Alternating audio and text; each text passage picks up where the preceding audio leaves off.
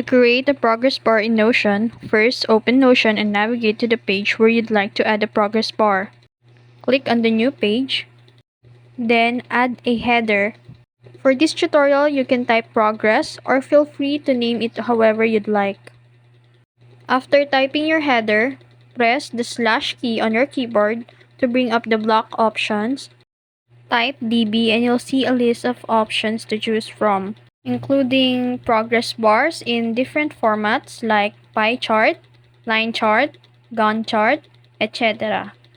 But for this tutorial, select vertical bar chart by clicking on it.